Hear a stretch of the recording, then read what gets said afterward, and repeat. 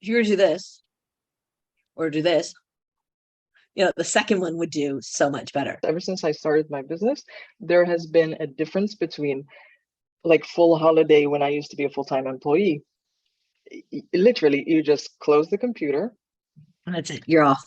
and I'm off, except for there were a few jobs where I had to be, I had to be slightly connected, but it has nothing to do with this because here, even if you don't have client calls, you have other things that you work on the business, you take advantage of that, the opportunity to sort of think, be creative.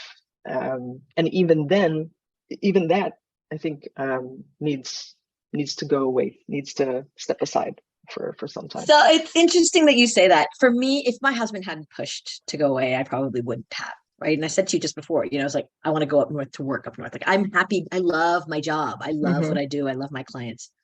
But I do find that importance of winding down towards August. And then for us, like the Jewish holidays are usually pretty much right after, like there's a month and then there's the Jewish holidays. And so I wind down for almost 3 months. I have like 3 weeks in the middle that I can work. And I do, like you said, I work more on the business than with the clients. And it's hard to just shut down, and I don't want to.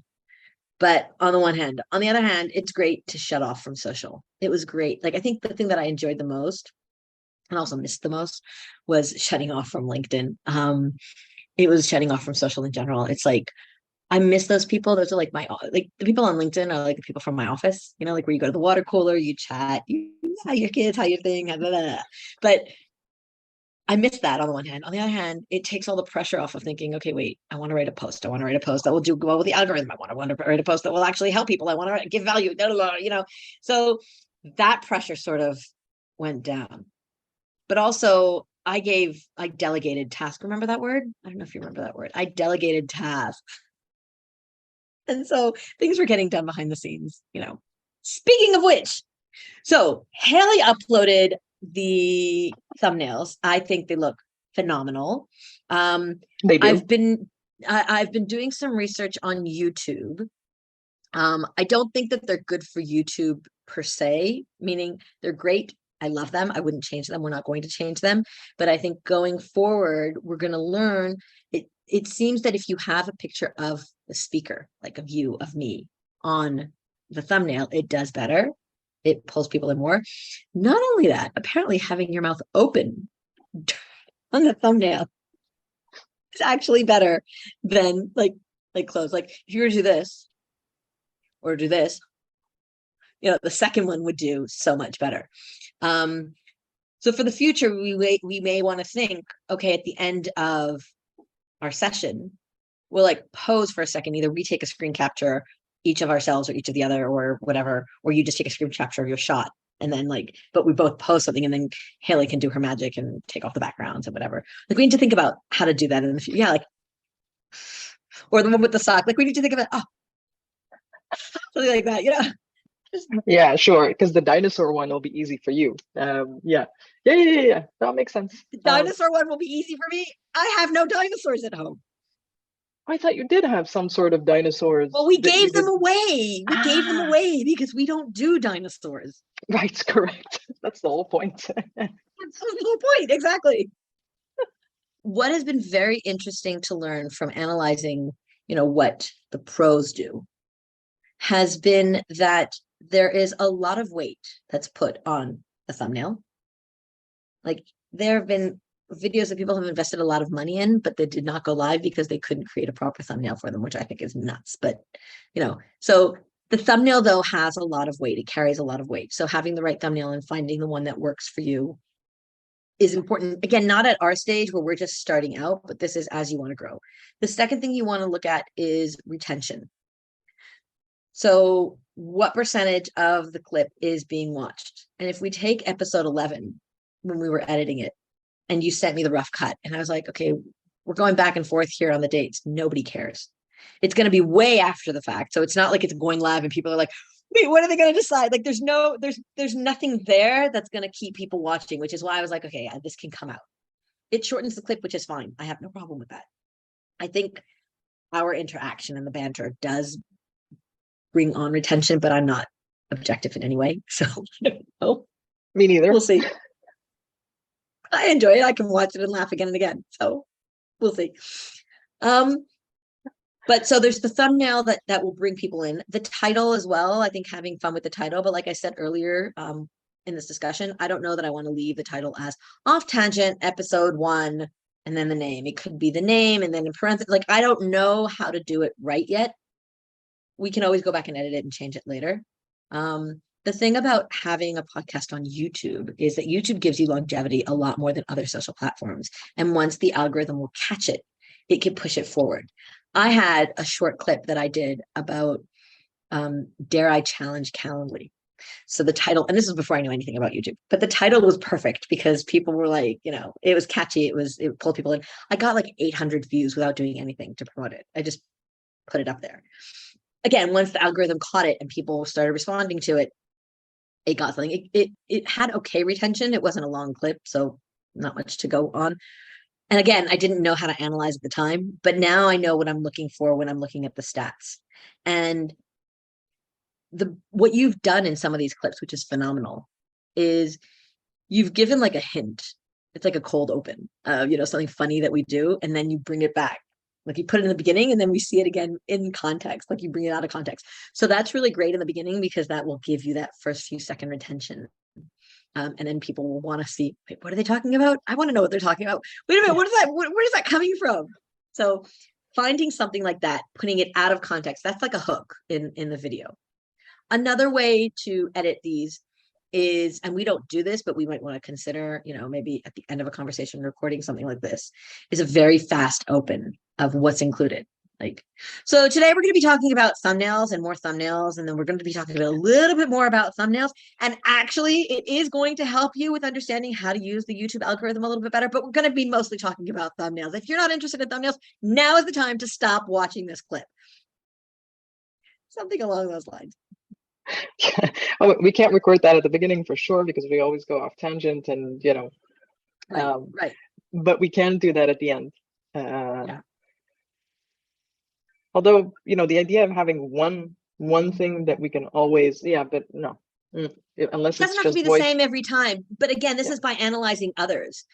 In the first 5 to 10 seconds of a clip, and they talk really fast. Now, you and I both speak fast, and these are not double speeds. We could probably play these on double speed. They'd be fine. I can't watch a clip at regular speed anymore. It's just too slow for me. But, and again, the introduction is recorded at the end. But those first 5 to 10 seconds, they speak fast, and they pull people in, and they say, and wait till the end of the clip because we're going to be sharing something, blah, blah, blah, blah, blah. Now, I don't want to do that. No, I would love to do that. But I would love to do that, but because we don't have it planned, like we don't have a piece of paper where like, okay, we're going to be talking about this topic, that topic, and then at the end, this. It's just, that's not how it has been. Can we work towards that? For sure. But I think we need to go live first. We need to go live first to see what resonates, what doesn't. Do they pick up on the off tangents? Do they pick up on the humor? Do they pick up on that stuff? And then we could say, okay, we're gonna have like a sequence, or we're gonna have always a section where, I don't know, we could do back and forth where you ask me a question, I ask you a question, something fun. It could become our signature thing. I think we're on the same wavelength. We just need to get out there now. Yeah.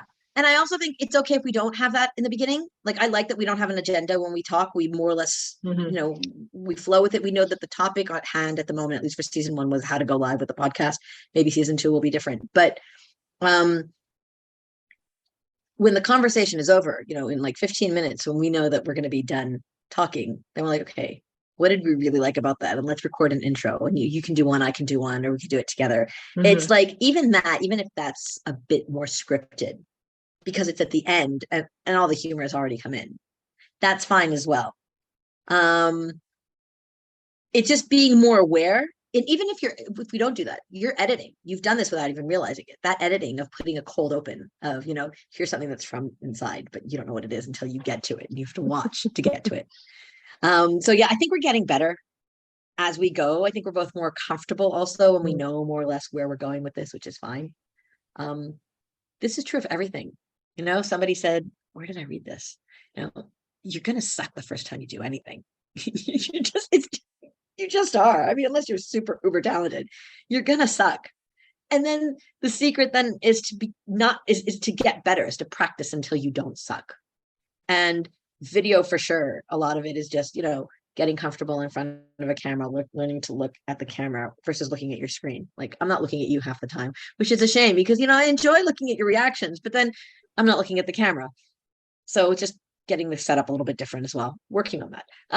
So yeah, I don't know how you do that. I wouldn't be able to. I got to look at you. I was looking at one of our previous clips and my eyes were down here all the time because I was looking at your reactions.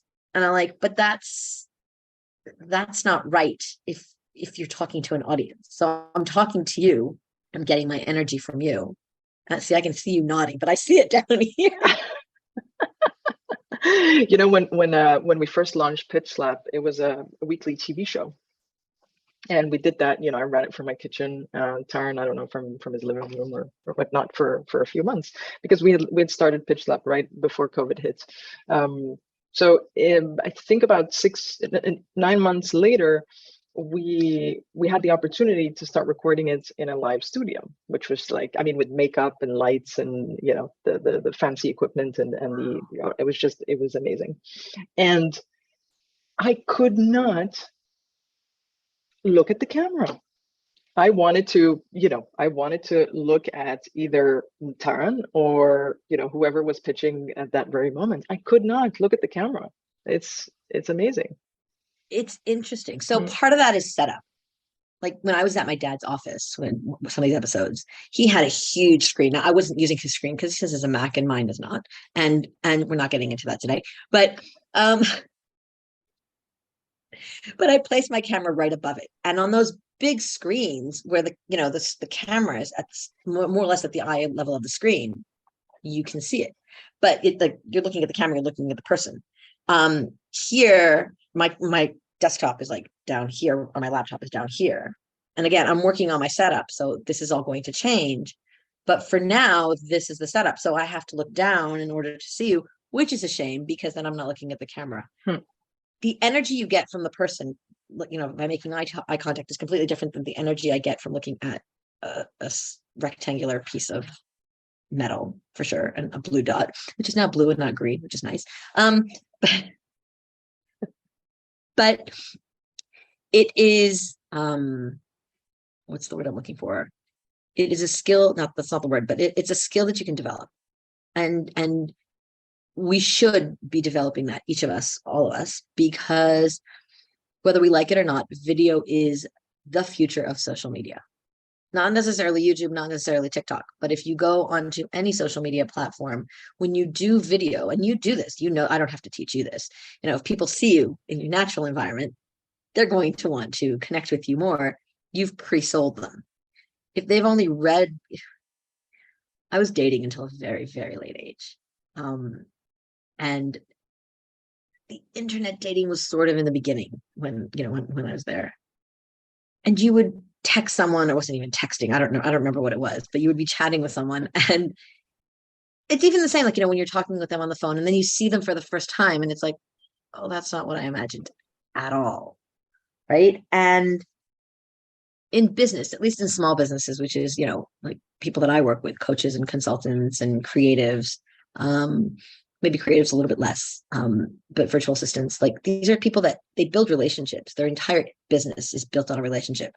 And so just reading someone is great, but then when you meet with them, you're like, oh, I don't know if I could work with that person. Or on the other hand, you're gonna go, oh yeah, good call. This is a good call. So text is great, but video is better. And so that skill of being able to look at the screen, or not the screen, at the camera, you need to develop that.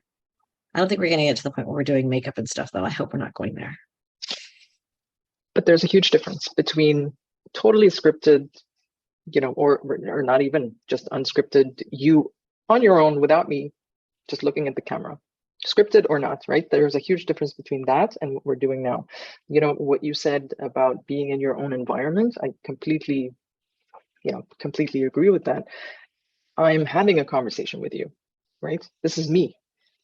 this is me having a conversation. I usually do this when I'm, either thinking or listening, and I move my hands a lot. So it is a bit different than when you're just sitting there looking at the camera for most of us. And I repeat, for most of us. Season 1 is going from idea to full launch, right?